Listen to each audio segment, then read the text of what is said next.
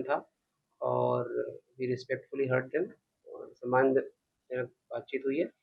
और ये घटना बेसिकली 16 अप्रैल को गुरु जम्बेश्वर यूनिवर्सिटी हिसार में कुछ छात्रों द्वारा हुड़दंगबाजी करी गई और जो वीसी महोदय का जो गेट है उसको ज़ोर-ज़ोर से बजाया गया।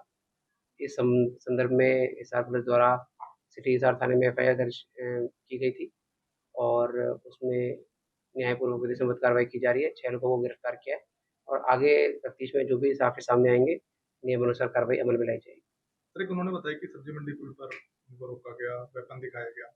उस मामले में सर उनका देखिए, मैंने उनसे यही निवेदन किया है कि उनकी तरफ से कोई भी अगर रिटन कंप्लेंट दे देंगे with any evidence that they have, अगर कोई ऑडियो, वीडियो जो भी है उनके पास में, अगर वो दे देंगे, रिटन कंप्लेंट दे देंगे, तो एज़ पर लॉ कार्रवाई करेंगे उसमें। सर दिग्विजय के खिलाफ भी क्या एफआईआर है या हाँ जी, वो एफआईआर में जो बाई नेम आरोपी हैं, उससे तो सभी वाकिफ़ हैं और उसमें अभी इन्वेस्टिगेशन चल रही है। जैसे सबूत आएँगे, उस हिसाब से कार्रवाई अमल में लाई जाएगी।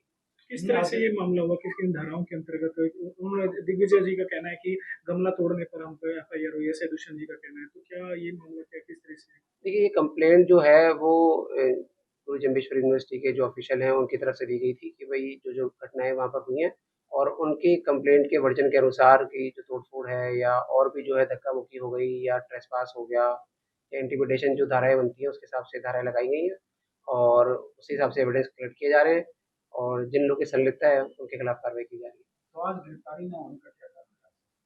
देखिए, investigation takes its own course. जो इन्वेस्टिगेशन होती है उसमें एविडेंस कलेक्ट किए जाते हैं, किसकी कितनी संलिप्तता है और क्या रोल है और कार्रवाई उन्हीं के खिलाफ की जा सकती है जिनका एक्चुअली इन्वॉल्वमेंट किसी भी इंसिडेंट में रहा है। जिनका रिमोटली भी इंसिडेंट नहीं रहा है या चलिए मान लीजिए मौके पे नहीं थे, तो उस प्रकार से इन्वेस्टिगेशन नहीं होती है और इन्वेस्टिगेशन में आप देखेंगे जो एविडेंस आएँगे उनको कलेक्ट किया जाएगा और कार्रवाई अमल में लाई जाएगी। जो यूनिवर्सिटी की सुरक्षा के लिए किस तरह के इंतजाम किए हैं वहाँ? देखिए, आज तो जो एडिक्वेट पुलिस डिप्लॉयमेंट था वो तो है ही है और यूनिवर्सिटी के पास में अपनी पड़ाव चौकी भी है और इसके अलावा हम रिव्यू कर रहे हैं कि वहाँ पर और फोर्स डिप्लॉयमेंट की जो आवश्यकता है, उसको भी पूर्ण किया जाएगा। सर जैसे कल मतलब मूव जो है वीसी कार्यालय तक पहुंच गई, सर कहीं ना कहीं सुरक्षा की कमी नहीं रही कि समय रहते उनको रोका जा सकता था गेट पे या कुछ?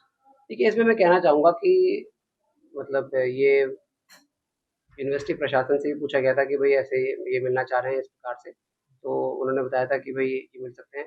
लेकिन अंदर जाने के बाद में जिस प्रकार से हुड़दंगबाज़ी करी गई है और धक्का-मुक्की करी गई है, वो बिल्कुल अनुचित और अनैतिक है। तो वो नहीं होना चाहिए था। अगर कोई अपनी बात आराम से रखना चाह रहे हैं, तो डेमोक्रेसी में सभी को राइट है, बट उसको एक हूलिगनिज़्म और रकस का फ़ॉर्म देना गलत।